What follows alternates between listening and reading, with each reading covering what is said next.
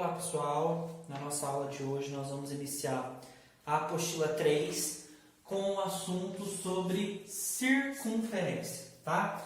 É um assunto extremamente importante e para a gente começar eu coloquei aqui um desenho de uma circunferência com alguns pontos que vai ser importante para a gente poder entender os elementos que compõem, tá? Então, para a gente primeiro entender isso, uma circunferência, eu coloquei aqui um centro qualquer, né? Eu chamei o centro de C, tá ok? Lembrando que a circunferência ela é cercada por inúmeros pontinhos, tá? É como se fosse um pontinho do lado do outro, formando o que a gente considera aí como 360 graus, tá? Composto por inúmeros pontinhos. Bom, é importante frisar a diferença entre circunferência e círculo, tá? Lembrando que círculo, ele tem que ter uma composição mais central aqui. Eu sempre dou o exemplo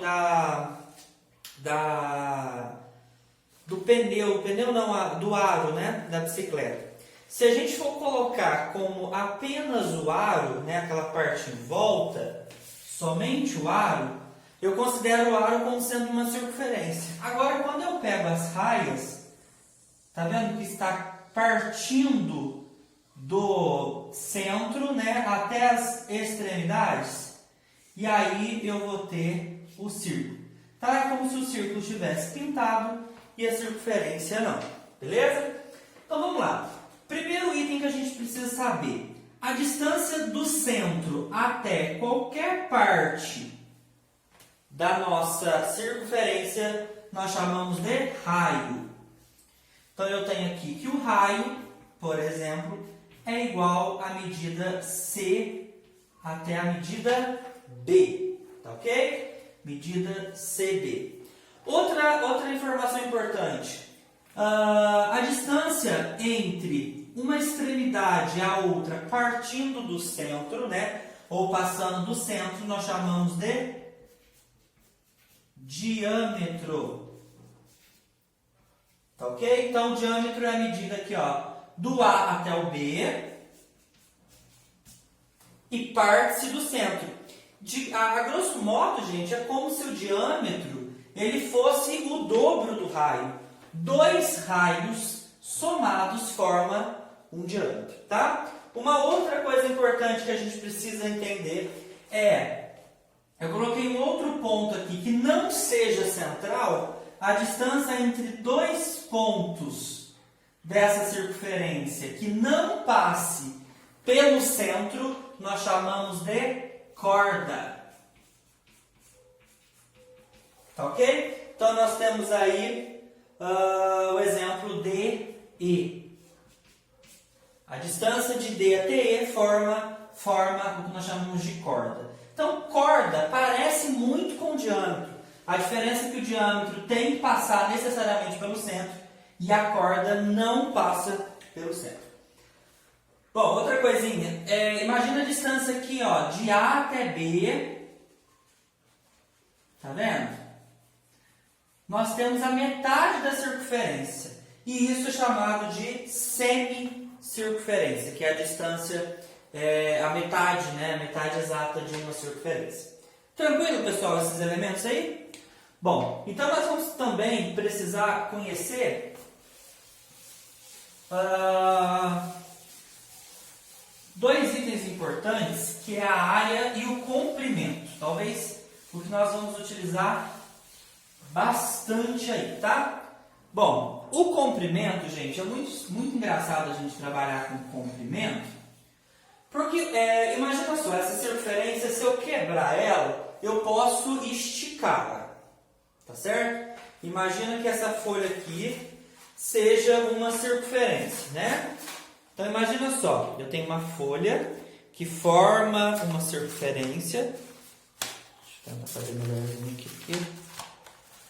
Então, eu tenho aqui uma circunferência e o comprimento dela é como se eu abrisse.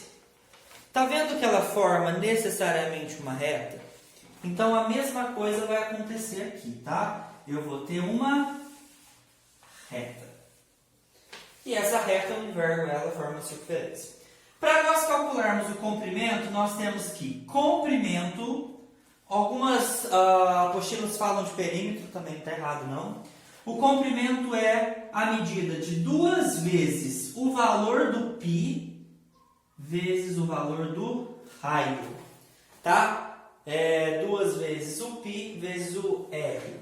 Tem umas piadinhas engraçadas para o pessoal guardar a fórmula, né? Tem alguns alunos que têm uma certa dificuldade, que fala que o comprimento é a mesma coisa de 2π raios, tá? É uma brincadeirinha que a gente chama de mnemônica, que aí a gente consegue guardar as fórmulas com mais facilidade. Ok? Então, comprimento, nós temos que é 2 vezes o π vezes o raio. Perceba o seguinte, galerinha. Eu falei para vocês que o diâmetro é 2 vezes o raio, não é? Então, se eu pegar aqui o 2 e o r, 2 vezes o raio é a mesma coisa de diâmetro. Tá certo? Então, eu posso fazer o seguinte, se eu não tiver o raio e tiver o diâmetro, como 2 R's é a mesma coisa que D, é a mesma coisa que eu multiplicar o diâmetro por π. Tá ok? Então, eu tenho duas fórmulas, ou 2πr ou diâmetro vezes π. Ah, professor, quanto que vale o π? Bom, gente, o π ele é um número irracional, né? Obviamente, ele não tem fim. E os exercícios, na maioria das vezes, ele dá pra gente a informação de quanto vale π. Ele vale aproximadamente 3,14. Lembrando que é um erro muito grande eu falar que ele é igual a 3,14. Ele não é 3,14. Ele é aproximadamente, tá ok? Alguns exercícios vai pedir para você considerar π como 3. Aí depende de cada um. Tem um texto legal aqui na apostila que fala o seguinte. Atualmente já se conhece o número π com bilhões de casas decimais.